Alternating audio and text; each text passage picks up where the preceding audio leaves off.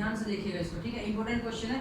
और इसमें कुछ पॉइंट्स हमें ऐसे ऐसे अच्छी अच्छी चीज़ें देखने को मिलेगी। थोड़ा लॉन्ग प्रोसेस है, कोई दिक्कत नहीं, अगर हम स्टेप्स को समझ पा रहे हैं तो सारे लॉन्ग प्रोसेस छोटे में कन्वर्ट हो जाता है, ठीक है। तो हमें कुछ नहीं करना, हम वही सारे कॉन्सेप्ट इस्तेमाल करेंगे जो हम अभी तक करते आ रहे हैं, ठीक है। तो आप लोग बहुत बेसिक तरीके से इसको समझ लीजिएगा, और ये इंपॉर्टेंट क्वेश्चन है एग्जाम पॉइंट ऑफ व्यू से भी।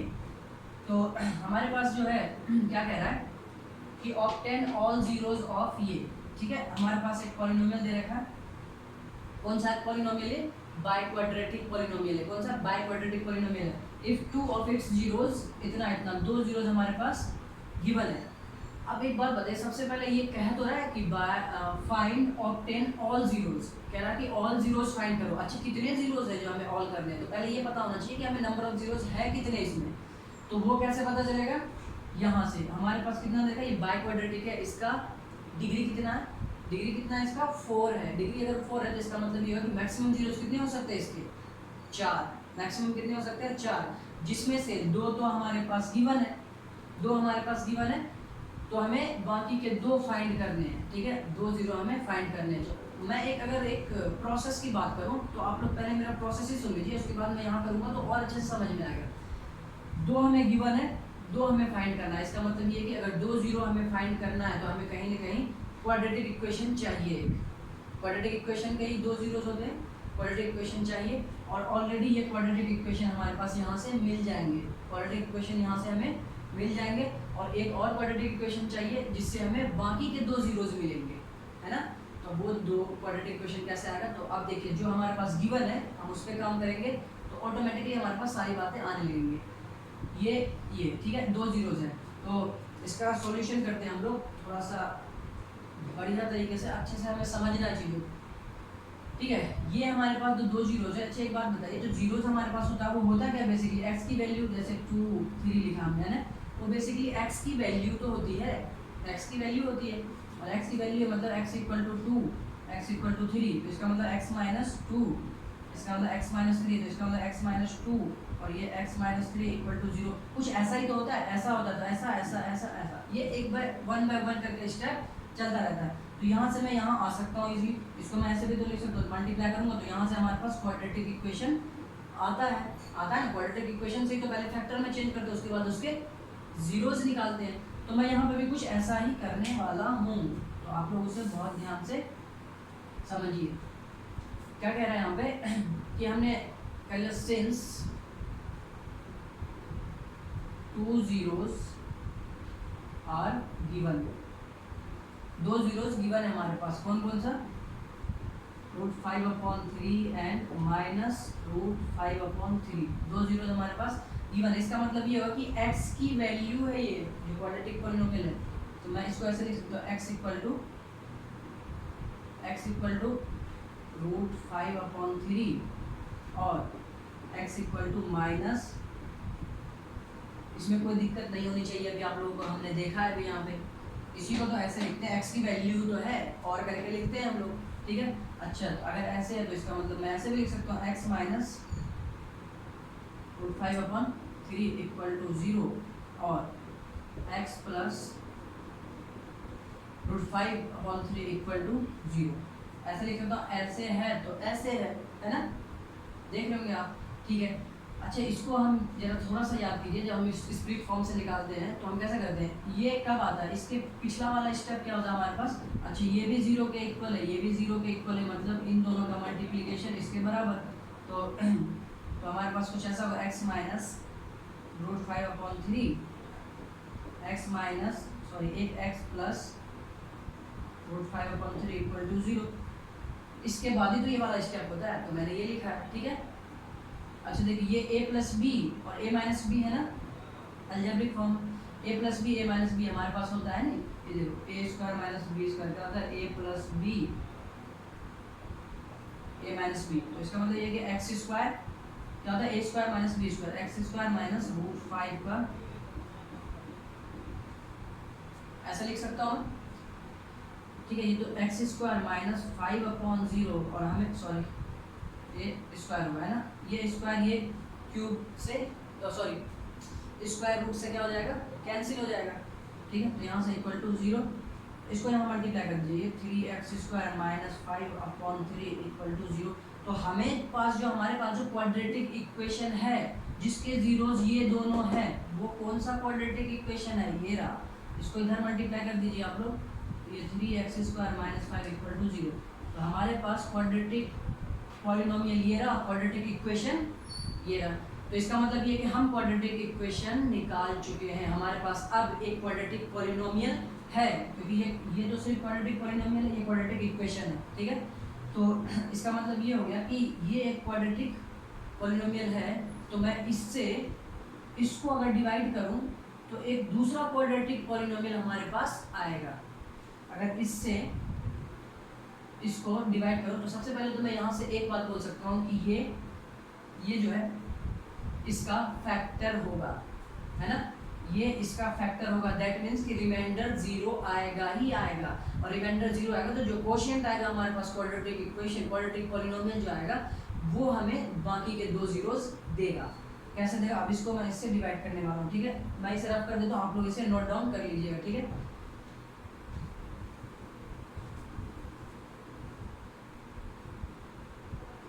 यहाँ लिखता हूँ, नाउ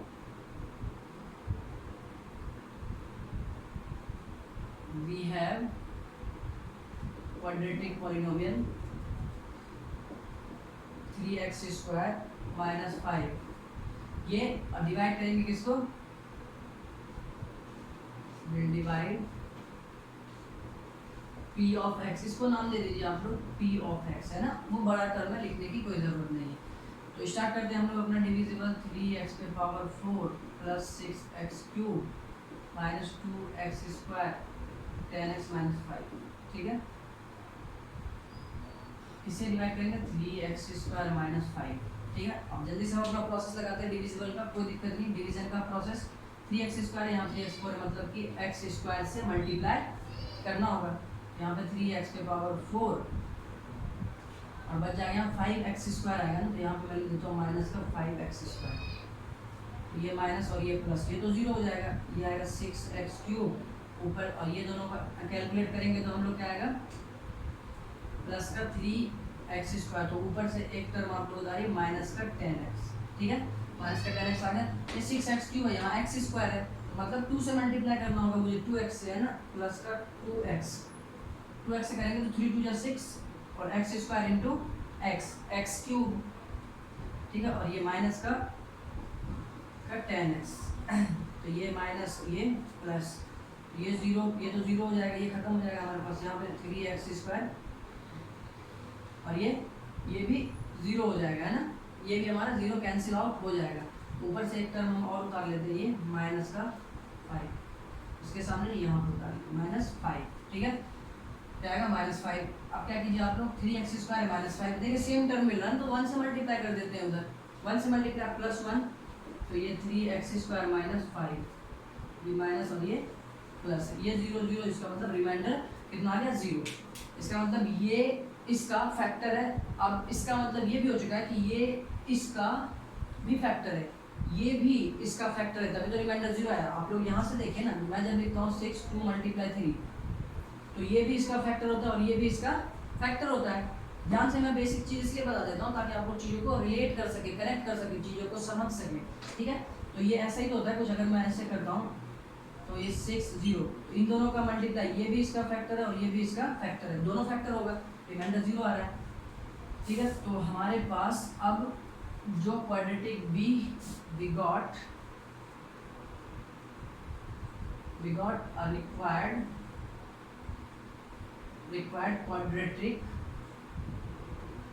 क्वाड्रेटिक पॉलिनोमियल, हमारे पास रिक्वायर्ड क्वाड्रेटिक पॉलिनोमियल क्या आ गया, x² प्लस 2x प्लस 1, ठीक है, ये आ गया। अब इससे हम लोग 2 जीरो निकालेंगे, बेसिकली आप लोगों को पता ही होगा कि इसके 2 जीरो तो निकलेंगे ही निकलेंगे, क्यों, क्योंकि क्वाड्रेटिक पॉलिनोमियल है, क्वाड्रेटिक पॉलिनोमियल का हमारे पास 2 जीरोस होते हैं। क्वाड्रेटिक इक्वेशन, इसको इक्वेशन के फॉर्म में लिखेंगे क्योंकि जीरोस निकालना है ना, तो इक्वेशन के फॉर्म में लिखना होगा हमें।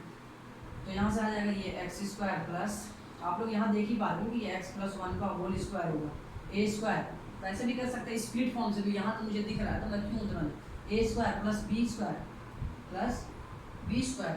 प्लस 2ab, है ना, इतना इक्वल टू 0, मतलब कि x तो हमारे पास क्या हो जाएगा, x इक्वल टू -1 -1, दो जीरो जाएंगे, ठीक है। कन्फ्यूज मत होना आप लोग, यहाँ से अगर x -1 इक्वल टू 0 तो x इक्वल टू -1, एक जीरो तो होगा नहीं, दो जीरो होंगे, इसलिए -1 दो बार, ठीक है। तो हमारे पास we get all zeros of p of x और एक तो हमारे पास 5/3। तो हम अपने नेक्स्ट क्वेश्चन की तरफ चलते हैं। हमारा next question number 4। Question number 4 में क्या कह रहा है कि on dividing X cube minus, ये हमारे पास एक पॉलिनोमियल दे रखा है, ठीक है। और कह रहा है इसे हम थोड़ी देर के लिए पी ऑफ एक्स भी बोल सकते हैं, ठीक है। यहाँ पे कह रहा है कि by a polynomial g of x, कह रहा है कि ऑन डिवाइडिंग इतना p of x by a polynomial g of x, इससे जी ऑफ एक्स से डिवाइड किया जा रहा है इसको। जी ऑफ एक्स क्या है ये हमें पता नहीं है, यही तो फाइंड करना होगा। देखो कह रहा है देन क्वोशिएंट एंड रिमाइंडर वर इतना एंड इतना, ठीक है। और रिस्पेक्टिवली बोला, रिस्पेक्टिवली का मतलब है कि जो वर्ड पहले मेंशन किया होगा उसकी वैल्यू पहले आएगी। तो पहले क्या है क्वोशिएंट, तो हमारे पास क्वोशिएंट कौन सा होगा, ये वाला, ठीक है। दूसरा क्या हमारे पास रिमाइंडर, तो हमारे पास दूसरी वैल्यू क्या होगी रिमाइंडर की। रिस्पेक्टिवली का मतलब ही ये है कि क्रम से जो पहले वर्ड इस्तेमाल किया गया उसकी वैल्यू पहले लिखी जाएगी, ठीक है। हम सॉल्यूशन इस पे करते हैं। हमारे पास गिवन है p of x x cube minus 3x² plus x plus 2, ठीक है, ये गिवन है हमारे पास। और g ऑफ x नहीं है गिवन हमारे पास, ठीक है। और मैं बात करता हूँ यहाँ पे q of x x minus 2 और r ऑफ x कितना है -2x प्लस 4, इतनी सी बातें हमें गिवन है। तो हमारे पास ये चार जो टर्म दिख रहे हैं, चार जो नोटेशन दिख रहे हैं, इस बात से हमें कहीं पे एक बात याद आ रही है कि हम इसे डिवीजन एल्गोरिदम में for polynomial, division algorithm for polynomial के लिए इस्तेमाल हम ऐसे ही कुछ कर लेते हैं ना। तो यहाँ पे हम लिख सकते हैं now by division algorithm for polynomial. क्या होता है डिवीजन एल्गोरिदम, हमारे पास p of x equal to g of x into q of x plus r of x, यही बातें होती है डिवीजन एल्गोरिदम, यही होता है। आप लोग ध्यान से इसको बहुत अच्छे से याद कर लीजिएगा, ठीक है। थोड़ा लर्न माइंड में से रखिएगा कि ऑब्जेक्टिव क्वेश्चंस भी यहाँ से पूछे जाते हैं, ठीक है। यहाँ पे p ऑफ x क्या हमारे पास लिखते हैं हम लोग x cube minus 3x² plus x plus 2, हमने p ऑफ x मेंशन कर दिया equal to g of x, तो हमें पता ही नहीं है क्या है, इसे हम एज इट इज रखेंगे। q ऑफ x हमारे पास x माइनस 2 और plus r of x minus 2x plus 4, इतनी सी बात है आप लोग बहुत अच्छे से समझ पा रहे होंगे कि क्या क्या मैंने सिर्फ वैल्यू पुट करी है ना। हमें निकाला क्या g ऑफ x, अब मैं g ऑफ x को सेपरेट करने वाला हूँ, g ऑफ x को सेपरेट करूँगा और देखूंगा जो टर्म है उसको हम सॉल्व कर लेंगे, आंसर हमारे पास होगा, ठीक है। तो ये x cube minus 3x² plus x plus 2, ये प्लस में है ना, इधर लाइन में, तो ये क्या हो जाएगा minus 2x plus 4 equal to g of x और यहाँ पे x माइनस 2, ठीक है यहाँ तक। अब इसमें हम कैलकुलेशन पहले कर लेते हैं, प्लस 2, अच्छा ये minus minus plus 2x plus यहाँ पे minus plus minus 4 equal to g of x minus 2, ठीक है। इसको जरा सॉल्व कर लेते हैं हम लोग। सॉल्व हम लोग कैसे करेंगे कि देख लेते हैं हमारे पास कौन कौन सा x का टर्म ये रहा और x का टर्म ये रहा, कांस्टेंट ये और कांस्टेंट ये, तो ये दोनों सॉल्व होंगे कहीं ना कहीं। तो x cube minus 3x², x यहाँ प्लस और प्लस में, तो ये प्लस 3x हो जाएगा, 1x और 2x, तो 3x हो जाएगा, ठीक है। यहाँ पे प्लस और माइनस, माइनस होगा, साइन भी माइनस का ही आएगा क्योंकि 4 ग्रेटर है, यहाँ पे माइनस का 2 equal to g of x minus 2, ठीक है। अगर आप लोग इस बात को अच्छे से समझ रहे होंगे तो यहाँ पे मैं लिख सकता हूँ कि g of x equal to ये जी ऑफ एक्स इसके साथ मल्टीप्लाई में है ना, तो मैं अगर इसको इधर लेके आऊँ तो ये कैसा बिहेव करेगा, ये डिवीजन में आएगा, डिवाइड में आ जाएगा, है ना। तो G of x equal to X cube minus 3x square plus 3x minus 2 all divided by x minus 2। उम्मीद करता हूँ आप लोगों को ये दिख रहा होगा नीचे, है ना। और थोड़ा सा अगर नहीं भी दिख रहा तो मैं बोल देता हूँ कि हमने कुछ नहीं करा कि जी ऑफ एक्स की वैल्यू निकाली, जी ऑफ एक्स को हमने सेपरेट किया है और ये मल्टीप्लिकेशन में इधर, तो ये पूरा टर्म आके इधर आके डिवाइड में हो जाएगा, मैंने वही डिवाइड में लिखा है। तो अब हमारे पास जो आया है, तो आप लोग इसे लिख लीजिए, नोट डाउन कर लीजिए, मैं इसे रफ कर रहा हूँ क्योंकि अभी हमें आगे लिखना है, ठीक है। तो इसे मैं रफ कर दे रहा हूँ।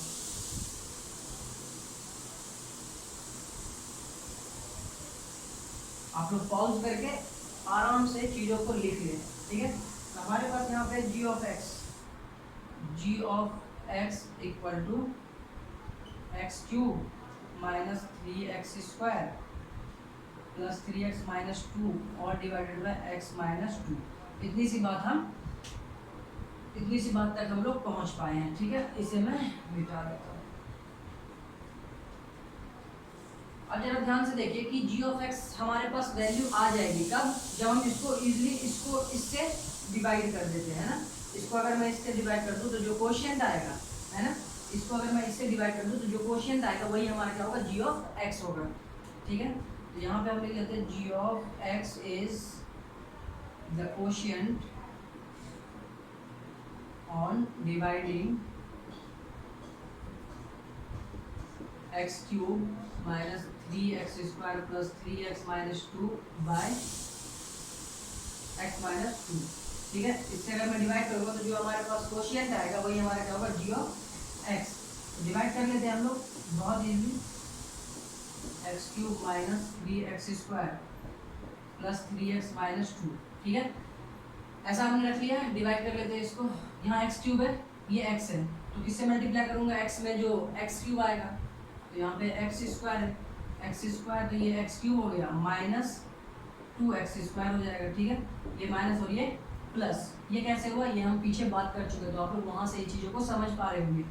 तो ये तो जीरो हो गया, यहाँ से माइनस का एक्स स्क्वायर प्लस 3x, क्योंकि ये प्लस में और ये माइनस में, और एक प्लस में माइनस में जिसका जो नंबर ग्रेटर होता है उसको हम इस्तेमाल करते हैं, उसके साइन को इस्तेमाल करते हैं ना।